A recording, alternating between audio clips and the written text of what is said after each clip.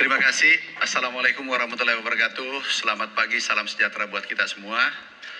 Uh, yang kami hormati Bapak Gubernur Jawa Barat.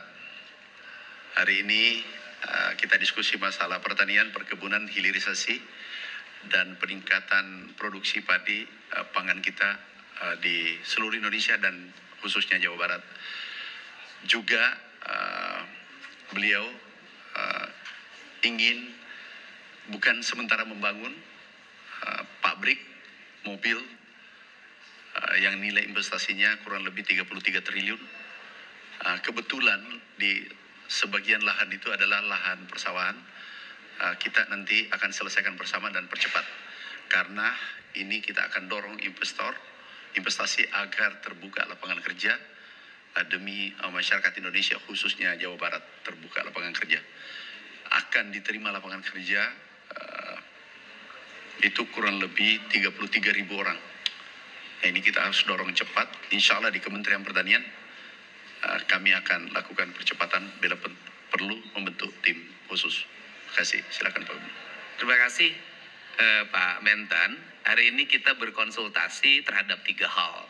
Yang pertama adalah melakukan upaya penghijauan di areal tanah di Jawa Barat, terutama di areal VTPN yang sudah banyak alih fungsi. Jadi teh kembali teh tapi ditanamin kopi, kemudian karet kembali karet tetapi ditanamin padi, kemudian areal hutan juga akan ditumbuhi oleh kopi dan berbagai tanaman lainnya yang bisa menumbuhkan produktivitas. Itu yang pertama, dan kita bulan November akan mulai bergerak, hujannya sudah stabil. Yang kedua adalah adanya investasi di wilayah Kabupaten Subang, Pinpas dan BYD, tadi sudah disebutkan. Di areal itu ada kalimat LP2B, tetapi sesungguhnya areal sawahnya sudah tidak ada. Tetapi kalimat LP2B-nya masih ada di peta data tata ruang.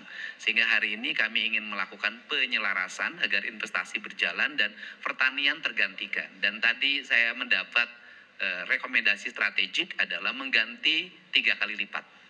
Ya kan, jadi kalau ada areal LP2B namanya LP2B 200, maka nanti disiapkan 600 hektar sawah baru, dan kalau 70 berarti 3 kali lipat 210 hektar sawah baru.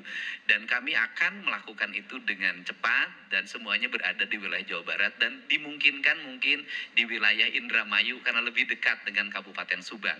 Ini saja, ini adalah bagian dari kolaborasi antara pemerintah pusat dengan daerah untuk mendorong pertumbuhan pertanian, hilirisasi, dan pertumbuhan ekonomi serta ketersediaan lapangan kerja yang kurang lebih akan direkrut sekitar 23.000 orang tenaga terampil. Barangkali itu saja. Terima kasih. Terima kasih. Terima kasih. Sebentar. Di Jawa Barat. Kabupaten Subang, Kecamatan Cipende.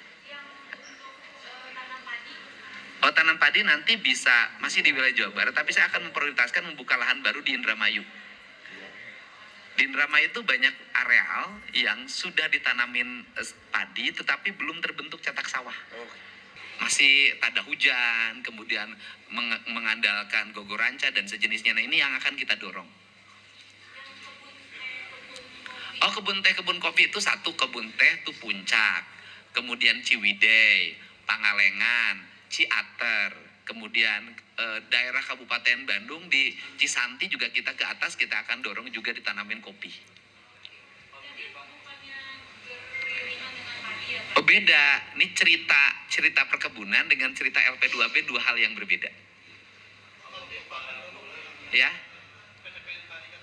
Jadi yang cerita PTPN itu adalah areal PTPN banyak yang kosong.